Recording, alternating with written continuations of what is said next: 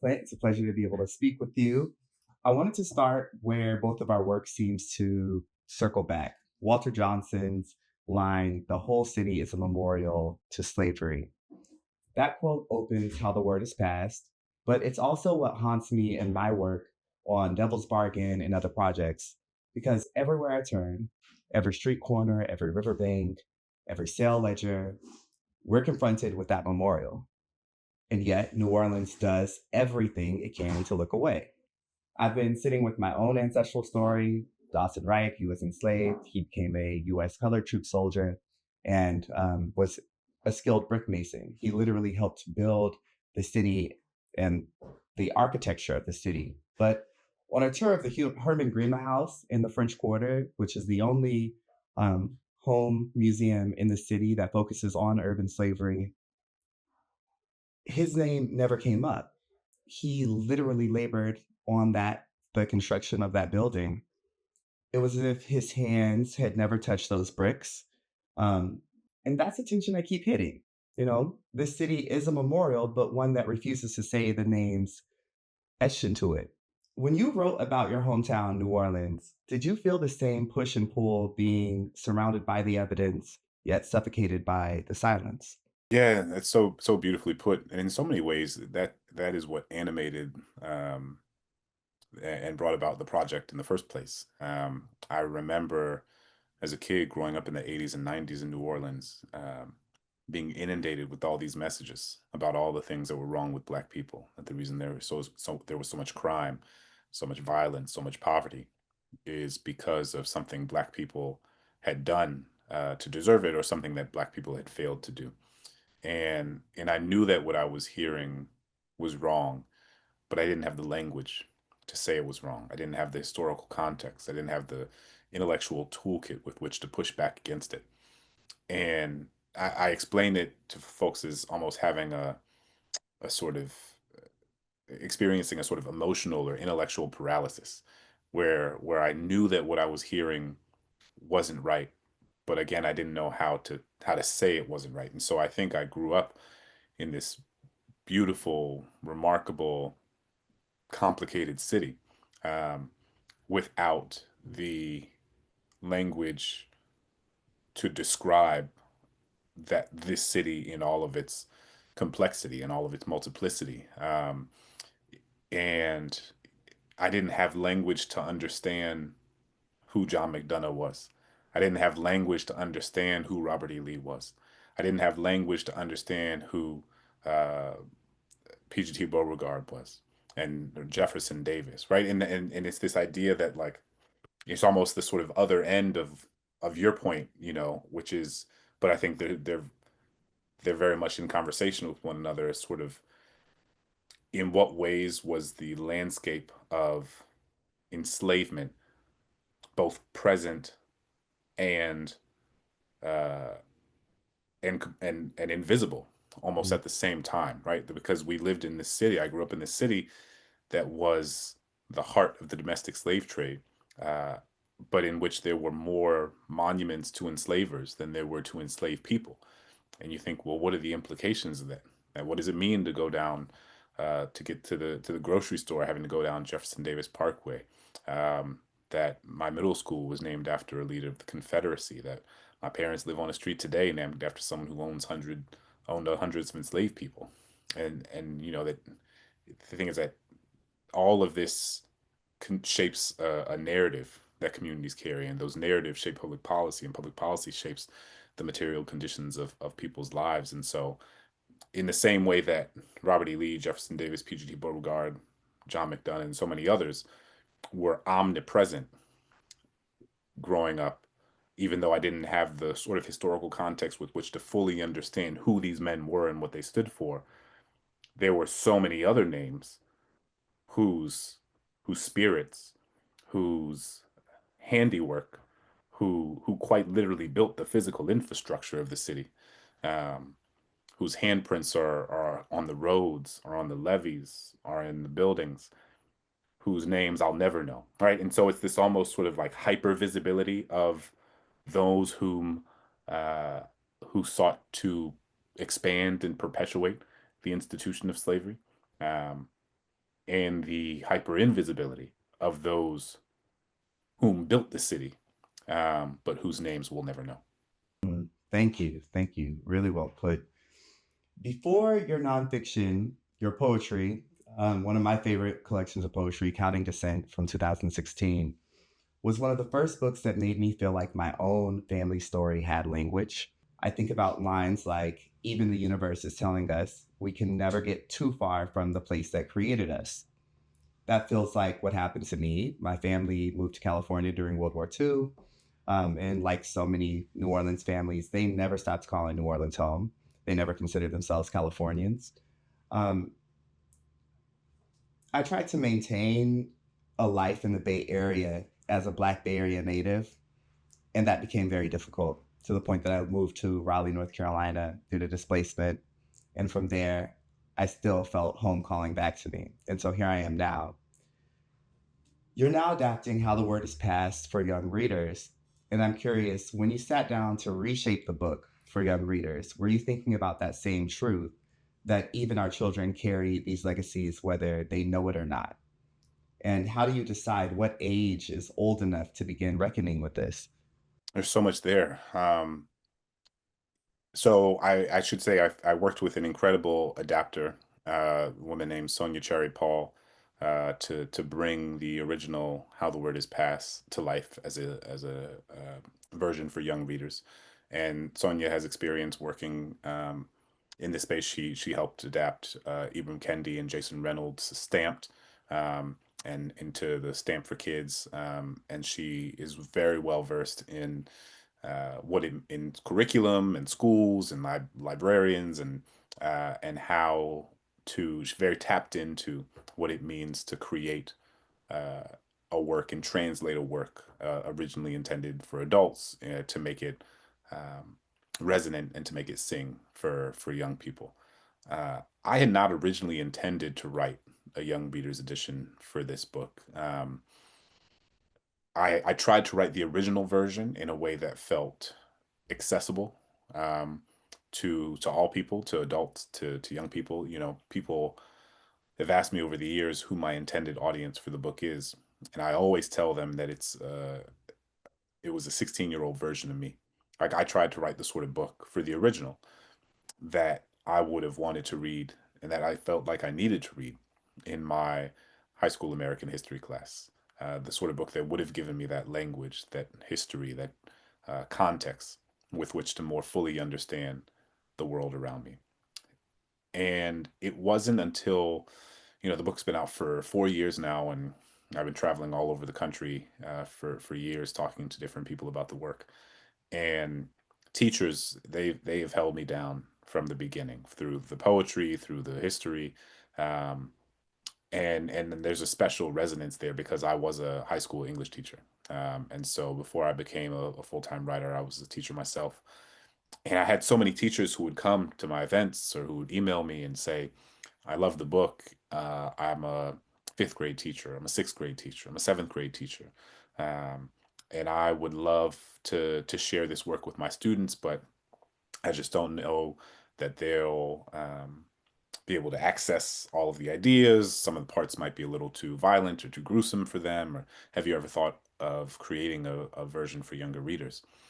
And at some point, I think, and especially after the sort of political and social winds begin to shift, as we know, after the murder of George Floyd and the protests that summer, the pendulum swung one way in this country, where it was in some ways felt like the culmination to a degree of so much of the energy that had been propelled forward by the Black Lives Matter movement over the preceding decade. Uh, and we were, as a country, collectively having a new, more complicated, more multifaceted, and more honest story about this country and its history and how that history has shaped the contemporary landscape of inequality today. And then a few years later, the pendulum began to swing in the other direction, and people were fundamentally rejecting the idea that we should have to tell a new story about America, because what we know is that when many Americans, particularly white Americans, have to tell a new story about America, it also means they have to tell a new story about themselves. And when you have to tell a new story about yourself, it's a really scary thing for a lot of people because if you have to tell a new story about yourself, you have to tell a new story about your family, about your community. You have to tell a new story about why you have certain things and other people don't. You have to tell a new story about your own notions of what you deserve or don't deserve relative to other people, and it's a hard thing. It's not to excuse it or to justify it, but it is a thing that elicits a lot of fear, a fear of loss of identity, a loss of resources, a loss of a sense of self. And as that pendulum began to swing, it felt incumbent upon me to try to provide, to whatever extent I could, resources to teachers, to parents that might be helpful in a moment where uh, telling a more complicated and more honest story about this country was something that was under attack. So I wanted, in the same way that I created Crash Course Black American History with the folks at Complexly, the YouTube series that, we have 51 episodes where we talk about different parts of the Black American historical experience. Um, and I created that resource because I wanted teachers and students and parents to have access to that in a different sort of way, with these short YouTube videos. And the Young Readers Edition is another version of that. A huge part of what I try to do is create resources that are helpful for people, and to try to create the sort of resources that I want for myself as a parent of young kids that I would have wanted as an educator. Um, and to the extent that this Young Readers Edition might be able to do that, um, I felt like it was the least I could do, was to offer that, to people who have brought my work, into cities and communities and places that I could have never dreamed of. One thing that comes up again and again in our reporting with Devil's Bargain is the question of knowledge.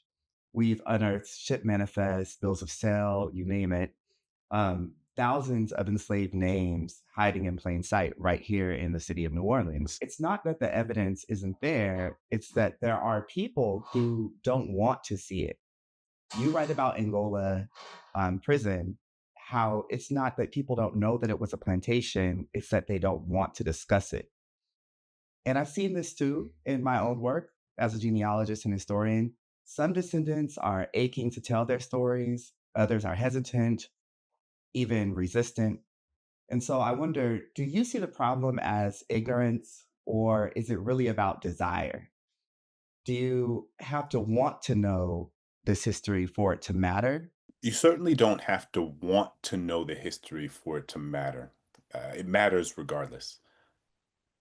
I am sensitive to the fact that this history is hard. And we've alluded a little bit to how it's hard for white Americans in a certain and particular way, but it's also hard for our community. It is hard for Black folks because slavery was horrific. I mean, there is no language that can be used to explain the horror of what slavery was. I'm working on this World War II book right now, where it's a similar conceit to how the word is passed, but I'm thinking about World War II historical sites around the world. And I've traveled to South Korea, Japan, Argentina, France, England, Germany, New Mexico, California, Mississippi, Louisiana, all different parts of the country and the world to get a sense of how different places tell the story of of the war. And I would then revisiting the book Night by Elie Wiesel, um, and it's a book that I taught when I was a high school teacher. A book that outlines, from the writer's firsthand account, the horror of Auschwitz, the horror of the Holocaust. It's a devastating book. It's a book that brings you into, one of the most horrific periods of time in human history. And in the introduction, Wiesel has this section where he talks about how language is insufficient to discuss or to portray or to convey what he experienced. He's like, I can say smoke, the word smoke, the word fire, the word body, the word corpse, the word crematorium, the word. I can say all these words, but these words are insufficient in their ability to capture the the indescribable savagery of what the Holocaust was. And I think that that's a similar thing to with slavery, right? There is no language that one can use to capture, or in a way that is commensurate to the pain, the violence, this physical and psychological torture um, that slavery enacted upon millions of people. And yet we have to try to use that language as best we can in order to convey um, what we can about what this institution was, and we have to try to write about it. We have to try to create art about it. We have to try to make films about it. We have to bring people's attention to it in the way that projects like the 1619 Project did, in the way that so many historians have over the years. And I think that it is deeply essential because we have to understand the history of slavery in order to understand who we are as a country. We have to understand that the 4 million enslaved black people were worth more than every bank, factory, and railroad combined, worth more than all the manufacturing in that country during 1860. We have to understand the extent to which the social, political, and economic infrastructure of our country today was shaped by the institution of slavery, not in a peripheral way, but in a very direct way. And at the same time, I can also acknowledge that as important as it is to read first person accounts from the Federal Writers Project, um, these accounts that tell the stories from enslaved perspectives of what slavery was like, that it can at once be powerful and necessary and illuminating, and be really hard and devastating and overwhelming. And so I say all that because I think it's the both andedness of the experience. America, when we think about America, we have to think about the both andedness of America. America is a place that has provided unparalleled, unimaginable opportunities for millions of people to access upward mobility in ways that their ancestors could have never imagined. It's also done so at the direct expense of millions and millions of other people who have been intergenerationally subjugated and oppressed. Both of those things are the story of America. And you have to hold both of those things at once in order to understand America. Slavery, similarly, it is devastating. It is pain inducing. It is overwhelming to sit with this history. It's also deeply important. It's also absolutely necessary. I think what we have to do is each person has to decide and be mindful of their own capacity at any given time to consume um, the different facets of this history. And so I don't blame anybody who's like, I can't go see that movie about slavery right now, or I can't read that story right now, or I can't pick that book up right now, or I can only do, I've had people who've emailed me who's like, I read your book, but it took me 2 years. Right? I would read a few pages and then I have to put it down. I'd read a few pages and then I have to put it down. And I understand. And that's okay. Um, I think we can at once not look away and also be aware of how much and in what way we are bringing it into our bodies, our minds, our spirits.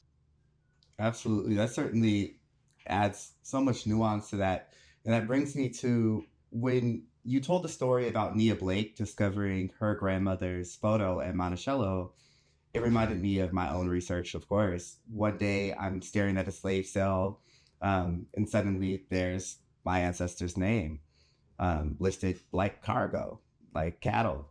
And I've realized that for so many of us, this isn't just scholarship anymore. It's family, it's grief, it's an intimacy that doesn't really leave when the archive closes. How do you, as both a scholar and as a father, carry the weight, that collapse between, public history and personal lineage? I think one thing that this book has taught me, I began the project almost, going on this quite literal journey to explore and to find the history of slavery and where it existed um, across this country. And what that did is it gave me a sort of physical proximity to the history of slavery in ways that made me feel closer to that history. But in the journey of exploring our collective physical proximity to the history, the ways that the scars of slavery are etched into the landscape all around us, I have also encountered a temporal proximity to that history, a reminder that, as we said, that we're told that this history was a long time ago when in fact it wasn't that long ago at all. I think about how in the epilogue of the book, I go to the National Museum of African American History and Culture with my grandparents. My grandfather born in 1930 Jim Crow, Mississippi, and my grandmother born in 1939 Jim Crow, Florida. And I'm walking with them through the museum, and I'm pushing my grandfather in his wheelchair. His cane is laid across his lap. My grandmother is walking a few paces ahead of us. And I have this moment where I'm watching them look at the exhibits in the museum and realizing that so much of what is documented in this museum are things that they experienced firsthand. And I asked my grandmother about it later, and she had this refrain, and she said, I lived it. I lived it. I lived it. And I think about the woman who opened the National Museum of African American History and Culture is a woman named Ruth Bonner. And she is the daughter of a man who was born into slavery. Not the granddaughter, not the great granddaughter. The woman who rang the bell alongside the Obama family to open this museum in 2016 was the daughter of a man who was born into slavery. My grandfather's grandfather was enslaved, right? So I think about my two little kids sitting on my grandfather's lap, and I imagine my grandfather sitting on his grandfather's lap. And it again is a reminder that this history we tell ourselves was a long time ago simply wasn't that long ago at all. There are people alive today who knew, who loved, who were raised by people born into chattel slavery. Slavery existed in this country for almost 250 years and has only not existed for about 160. So you have an institution that existed for almost a century longer than it hasn't. An institution in which, you know, there are people who I can touch who themselves have touched someone born into slavery. So the idea that we would suggest that it has nothing to do with the contemporary landscape of inequality, the idea that we would suggest that it is irrelevant to our social, political, and economic infrastructure today is revealed to be morally and intellectually disingenuous. And so I feel that history and my proximity to that history acutely. I feel it when I look at my grandfather. I feel it when I walk along the levee in New Orleans. I feel when I look at the river, the Mississippi River in New Orleans. I feel it when I'm walking through the French Quarter. I feel it when I'm looking at a street sign named after someone who would have rathered me still be in chains. Right? I mean, it's omnipresent in this country, but it is extremely omnipresent in our city, and certainly there are people who are working to ensure that the story is told, um, but is and monuments have been taken down, and schools have been renamed, and streets have been renamed, and I don't want to dismiss those things because those things do matter. But the problem is if you end with those things rather than allowing those things be an entry point to a broader reckoning, allowing those things being an entry point to uh, a re-examination of what our school curriculum looks like, of what our commemorations look like, of what statues we are building um, in place of those that have been taken down. It can't the taking down of statues and changing of names cannot be the end of the journey. We can't Mm. just wipe our hands and say, "Oh, we did," no more Robert E. Lee statue, no more Jefferson Davis Parkway. They matter, but they're only part of a sort of broader effort that should be undertaken. I'll be real. Sometimes this work is crushing, as you mentioned before, sitting in archives, reading about children in the fields and the block who died before age 3, who were separated from their parents, seeing descendants fight displacement from the very land that their ancestors cleared. You've stood in those same rooms and on the same sites of so much rupture and trauma, and you've read through this history as well. What kept you going when the grief was heavy? And what made you believe that the reckoning was possible that you mentioned just recently with the changing of names and so on and so forth? The way that I think about this is that the first enslaved people who were brought to the British colonies came in 1619, and slavery didn't end until 1865.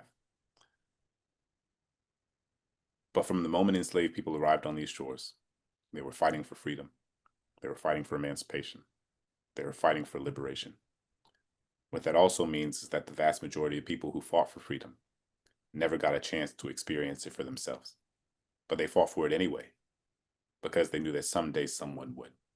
And I think about how my life is only possible, how my children's lives are only possible, because of generations of people who fought for something they knew they might never see, but who fought for it anyway because they knew that someday someone would. I think about what sort of responsibility does that bestow upon me to to attempt to build the sort of world that I might not see myself, that my children might not even see themselves, that their children might not even see themselves, but to attempt to build it anyway, because there were people who built a new world for me.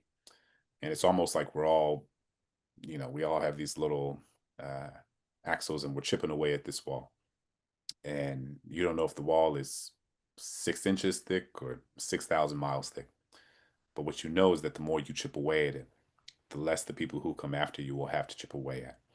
And I think that that is part of the Black American experience, is that we get up every day, we try to chip away and chip away and chip away, because there were people who were chipping away at that same wall before us. And at some point, we will get to the other side of that wall. We'll see the light on the other side of that wall. But it will only happen because each of us is doing our part. So in moments like the one we find ourselves in now, where it feels like we're sliding backwards, it feels like um, every day there's a reason to despair. I think I remember, and I try to remind myself that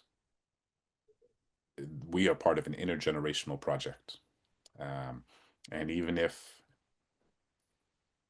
in this moment, in this year, in this decade, in this lifetime, we don't get to where I would like us to be, it is my responsibility to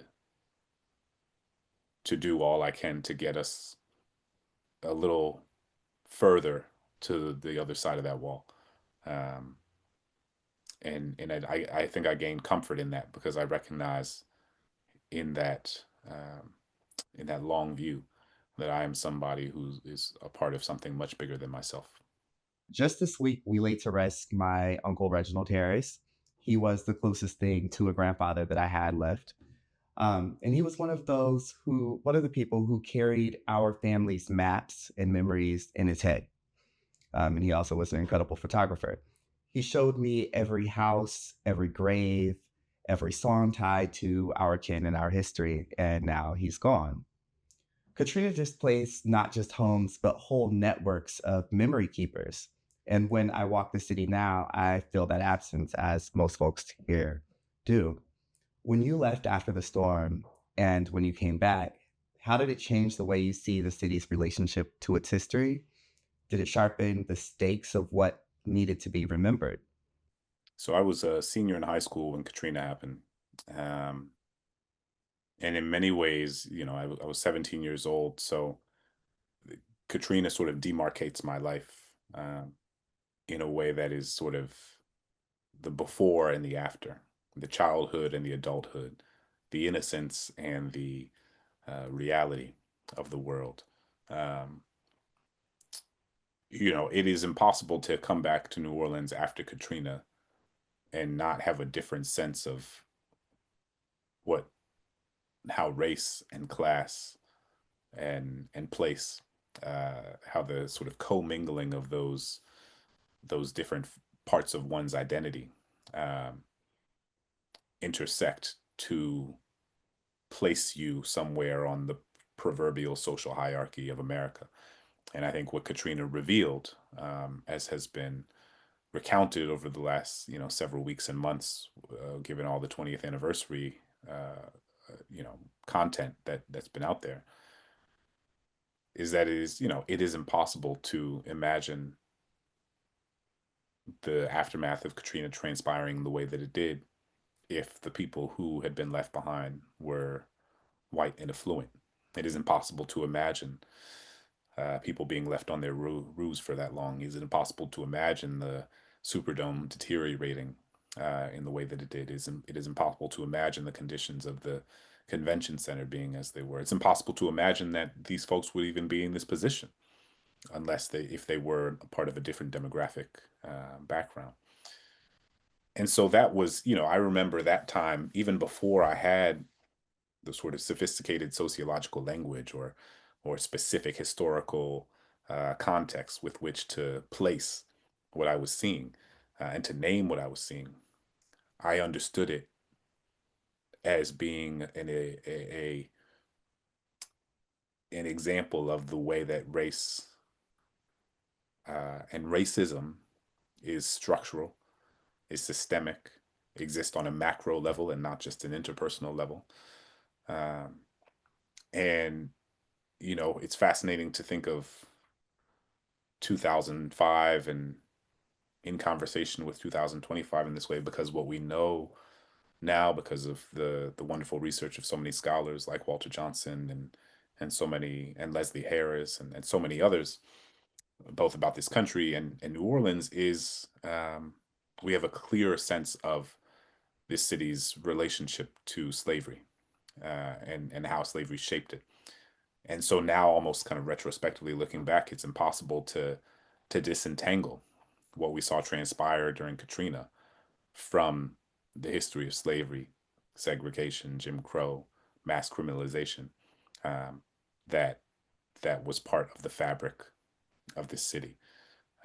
So certainly, my understanding of New Orleans has changed and evolved as I've begun to understand and learn more about the history of this city that I love. Um, and I feel the same way about New Orleans as I do about America. I I I love my city and I love my country, and I know that each of them can be so much better than they are now. And I have and as part of and as places that I love, it's the sort of old Baldwin adage, that we criticize this place that we love precisely because we love it, right? And and I am acutely aware of the ways in which America has helped many people, and am just as aware of the ways in which America has let so many people down. I'm acutely aware of the ways in which New Orleans is one of the best places in the world, culturally, artistically, musically, socially. And I'm acutely aware of the ways in which New Orleans has failed its residents uh, in ways that we shouldn't ignore or look away from. And it goes back to that both andness. You have to hold all of it together. You have to hold all of it at once. Um, but these are places that I love and places that I want to be the best versions of themselves. Um, and I think it's incumbent upon all of us to do all that we can to to make that happen. It's incredible. Thank you so much, Clint. It's a pleasure meeting and speaking with you. Absolutely. Thanks for having me.